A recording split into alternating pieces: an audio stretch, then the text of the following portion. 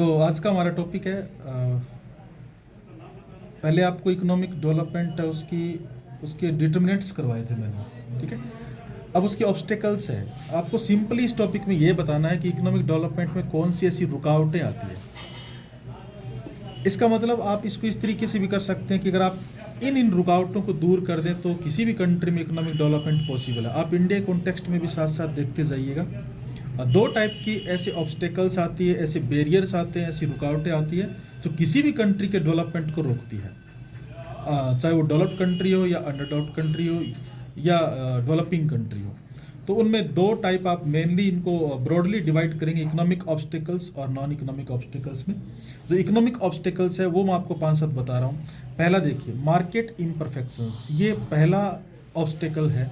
Market imperfections, बाजार की अपूर्णताएं। आप इसको सिंपली आप इसको जोड़ सकते हैं डिस्ट्रीब्यूशन ऑफ फैक्टर्स से।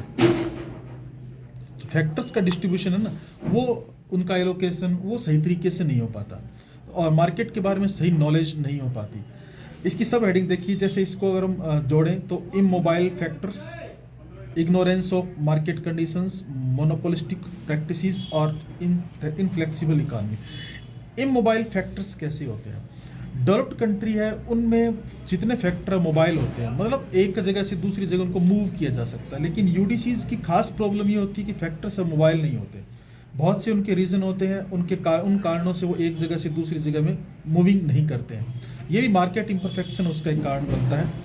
उन वर्कर्स को, उन एम्प्लॉय जो जितने वर्कर्स हैं, जितने लेबर फोर्स है, उनको मार्केट कंडीशन है उनकी जानकारी नहीं होती। इग्नोरेंस ऑफ मार्केट कंडीशन है ना, इसका मतलब मार्केट कंडीशंस की उनको जानकारी नहीं होती।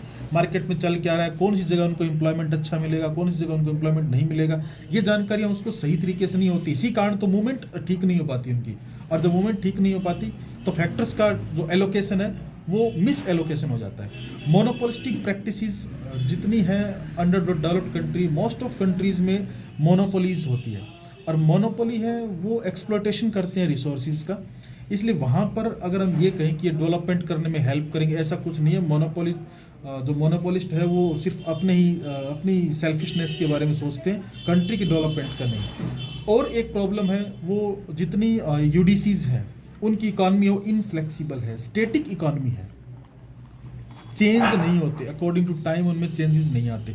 और जब उनमें चेंजेस नहीं आते तो क्योंकि डायनामिक इकॉनमी होनी चाहिए ना, जो सप्लाई है वो चेंज होती रहनी चाहिए। स्टेटिक होने की वजह से इलास्टिसिटी ऑफ सप्लाई है उसमें कमी आ जाती है। तो ये पहला कारण रहता है अगर किसी भी कंट्री में मार्केट इम्परफेक्शंस है और ये फैक्टर है तो फिर वो उस कंट्री का डेवलपमेंट थोड़ा सा रुक जाता है। दूसरा factor vicious circle of poverty, Nurkse की थ्योरी आती है विशियस सर्कल ऑफ पॉवर्टी। हम नेक्स्ट में करेंगे भी। नरकसे की theory, vicious circle of poverty, निर्धनता का दुष्चक्र। A country is poor because it is poor, एक देश निर्धन है क्योंकि वो निर्धन है। तो विशियस सर्कल ऑफ पॉवर्टी में देखिए कैसे, अगर किसी कंट्री की इनकम लो है, लो इनकम, तो उस इनकम लो होने के कारण डिमांड भी कम हो जाती है, ठीक है। अगर उसमें डिमांड कम है तो इन्वेस्टमेंट भी कम है, इन्वेस्टमेंट कम है तो फिर आगे प्रोडक्टिविटी भी कम है, प्रोडक्टिविटी कम मतलब अगेन लो इनकम आता है। यानी अगर किसी भी नेगेटिव फैक्टर से शुरू होती है विशियस सर्कल ऑफ पॉवर्टी, अगर इनकम कम है तो डिमांड कम या सप्लाई कम, दोनों में से कोई एक फैक्टर कम, तो आगे इन्वेस्टमेंट कम हो जाता है। और जब इन्वेस्टमेंट कम होता है तो फिर आगे प्रोडक्टिविटी कम हो जाती है। प्रोडक्टिविटी कम होने, इन्वेस्टमेंट कम होने का मतलब सिर्फ हम फिजिकल गुड्स में नहीं कह रहे, ह्यूमन कैपिटल भी नहीं बन पाती। आप एजुकेशन, हेल्थ है उनमें भी इन्वेस्टमेंट कम कर देते हैं क्योंकि आपके पास इनकम ही नहीं होती। इन कारणों से वो प्रोडक्टिविटी कम हो जाती है और इनकम लो होती है। तो एक कंट्री अंडर डेवलप्ड इसलिए है क्योंकि वो विशियस सर्कल ऑफ पॉवर्टी में फंसी रहती है। इकोनॉमिक डेवलपमेंट के आगे सबसे बड़ा रोड़ा आप इसको कह सकते हैं विशियस सर्कल ऑफ पॉवर्टी को। Low rate of capital formation, usually under developed country है उनकी जो कैपिटल फॉर्मेशन है वो 10 to 15% रहती है, 10 से 15%, जबकि डेवलप्ड कंट्री है उनकी 20 से 25% रहती है कैपिटल फॉर्मेशन। तो अगर इंडिया का हम देखें तो हम 20 से 25% तक नहीं पहुंच पाए हैं, इसी के कारण हमारे यहाँ पर कैपिटल फॉर्मेशन है वो लो है। एक और कारण देखिए, प्रॉब्लम ऑफ पॉपुलेशन। जिन जिन कंट्री में पॉपुलेशन ज़्यादा है तो हर कंट्री की ये मॉरल रिस्पॉन्सिबिलिटी होती है कि उस पॉपुलेशन का भरण पोषण करे, उसको खाने पीने रहने का सब प्रबंध किया जाए। अगर हम इंडिया का देखें तो इंडिया में 135 करोड़ के लगभग पॉपुलेशन है, यानी कह सकते हैं कि यहाँ पर पॉपुलेशन एक्सप्लोजन है, और जनसंख्या विस्फोट की स्थिति में किसी भी कंट्री है उसमें डेवलपमेंट पॉसिबल नहीं होता। तो प्रॉब्लम पॉपुलेशन की वो इकोनॉमिक डेवलपमेंट को रोक देती है। एक मॉडर्न इंटरप्राइजेज एंड मैनेजमेंट, यूडीसीज के पास इंटरप्राइजेज नहीं होते, पब्लिक इंटरप्राइजेज और प्राइवेट इंटरप्राइजेज, आप इसको सिंपली समझ सकते हैं ना। इतना सेकेंडरी सेक्टर अपना डेवलप्ड नहीं होता अगर क्योंकि यहाँ यूडीसीज में प्राइमरी सेक्टर है वो मेनली डेवलप होता है, एग्रीकल्चर सेक्टर, और इंटरप्राइजेज है वो सेकेंडरी सेक्टर से रिलेटेड होते हैं। सेकेंडरी सेक्टर अगर आपके डेवलप नहीं है और आपकी अच्छी मैनेजमेंट नहीं है तो इकोनॉमिक डेवलपमेंट पॉसिबल ही नहीं है। टेक्निकल ऑब्स्टेकल्स, आपके पास या तो टेक्नोलॉजी है नहीं, और अगर आपके पास टेक्नोलॉजी है भी तो बहुत पुरानी टेक्नोलॉजी आपके पास है, जो टेक्नोलॉजी डेवलप्ड कंट्रीज है वो छोड़ चुकी है, वो हम लोग अडॉप्ट करते हैं और उस टेक्नोलॉजी से डेवलपमेंट पॉसिबल नहीं होता। इन एडिक्वेसी ऑफ फाइनेंशियल इंस्टीट्यूशंस, आप इसको जोड़ लीजिए बैंकिंग सेक्टर से या अदर सेक्टर जो फाइनेंशियल लेन देन करते हैं, वित्तीय लेन देन करते हैं, वो सारे इंस्टीट्यूशंस जहाँ भी कम है, जिस भी कंट्री में कम है, उस कंट्री का डेवलपमेंट नहीं हो सकता। भारत जैसे देश में, इंडिया जैसी कंट्री में फाइनेंशियल इंस्टीट्यूशंस इतने परफेक्ट नहीं है, इतने ज़्यादा डेवलप्ड नहीं है। और साथ में इंफ्रास्ट्रक्चर को आप देखिए, इंफ्रास्ट्रक्चर हमारे यहाँ बहुत कमी है, एसओसी की कमी है। एसओसी एक टर्म आती है, सोशल ओवरहेड फैक्टर, ये हम पढ़ेंगे आगे, अनबैलेंस्ड ग्रोथ है उसमें आता है, एसओसी डीपीए। तो हमारे यहाँ इंफ्रास्ट्रक्चर है उसकी कमी है। जिन कंट्री में इंफ्रास्ट्रक्चर की कमी है वहाँ पर डीपीए नहीं आता है, डायरेक्ट प्रोडक्टिव एक्टिविटीज़ नहीं आती है, प्रोडक्शन नहीं हो पाता है क्योंकि इंडस्ट्रीज नहीं लग पाती है। तो इंफ्रास्ट्रक्चर ये दोनों तो एक दूसरे से रिलेटेड है ना, तो जब ये दोनों रिलेटेड हो, एसओसी आपके पास नहीं हो तो डीपी आपके पास नहीं आएगा, ठीक है। एक और कमी, इंटरनेशनल ऑब्स्टेकल्स, आपके एक्सपोर्ट और इम्पोर्ट, किन्हीं कारणों से आपके एक्सपोर्ट कम है और आपकी इम्पोर्ट ज़्यादा है, तो आप डेवलपमेंट कर ही नहीं सकते। इसमें कई इफेक्ट आते हैं, जिसमें हम एक इफेक्ट है उसका जिक्र करें, डेमोस्ट्रेशन इफेक्ट। डेमोस्ट्रेशन, इसको है ना प्रदर्शन प्रभाव कहते हैं। डेमोस्ट्रेशन का मतलब होता है दूसरे को देख के, उसको देख के कंजप्शन करना। जब एक, आप इसको ऐसे समझिए, जब एक गरीब व्यक्ति अमीर व्यक्ति के कांटेक्ट में आता है तो वो भी चाहता है कि मैं अमीर बनूं, उसके जैसा पहनूं, उसके जैसा मैं गाड़ी मेरे पास हो, उसके जैसा मैं दिखूं। तो उसको दिखने के लिए वो क्या करता है, वो कई कोशिशें करता है, जो हो सकता है वो कर्जा लेके उसके जैसा दिखने की कोशिश करे। सेम यूडीसीज के साथ होता है, जब वो डेवलप्ड कंट्री के कॉन्टैक्ट में आती है तो वो भी कोशिश करते हैं कि हम इसके जैसा दिखें, और उस डेमोस्ट्रेशन इफेक्ट के कारण आपके इम्पोर्ट कई गुना बढ़ जाते हैं। आपकी टीओटी है वो अनफेवरेबल होती है, terms of trade.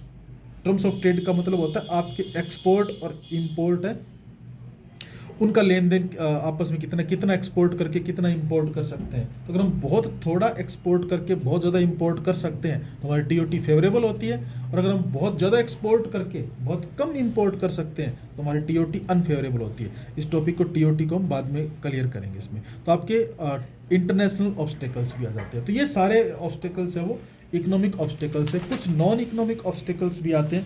Non economic obstacles है, नॉन इकोनॉमिक फैक्टर है, ये बिल्कुल आसान सा है, आप इसको अपनी लैंग्वेज में बता सकते हैं। सोशल फैक्टर होते हैं जो आपको डेवलपमेंट करने नहीं देते। मैं आपको सीधा सा ये कहूँ, सोशल फैक्टर का मतलब आपकी सोच, आपकी सोच क्या है। अगर आपके यहाँ कास्ट सिस्टम बहुत हैवी है, आप जातिवाद से बाहर निकल ही नहीं पा रहे हैं, तो आप विकास का नहीं सोच सकते हैं। आपके यहाँ इनहेरिटेंस के रूल है, अमीर का बेटा अमीर ही होएगा, तो फिर आप डेवलपमेंट थोड़ी कर सकते हैं। गरीब तो गरीब रह जाना, अमीर अमीर रहना। तो सोशल सिस्टम्स ऐसा हो कंट्री के अंदर तो फिर वो कंट्री डेवलपमेंट नहीं कर पाती।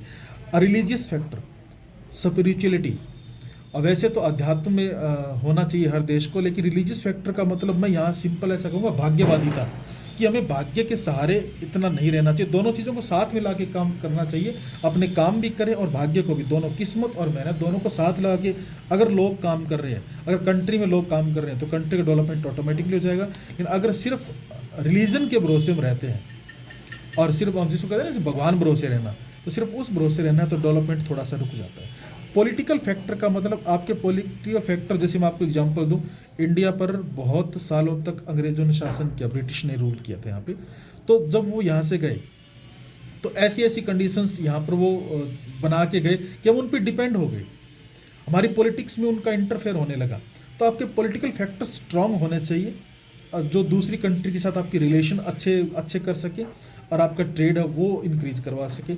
एडमिनिस्ट्रेशन आपके ब्यूरोक्रेट्स, आपके ऑफिसर्स, आपके लॉ एंड ऑर्डर, ये सब स्ट्रांग होने चाहिए। आप इस पॉइंट को डायरेक्टली करप्शन से जोड़ सकते हैं। आपके यहाँ करप्शन नहीं होना चाहिए। अगर आपके यहाँ करप्शन है तो फिर आप डेवलपमेंट की बात को भूल जाइए। तो ये कुछ चीज़ें हैं, economic factor and non economic factor.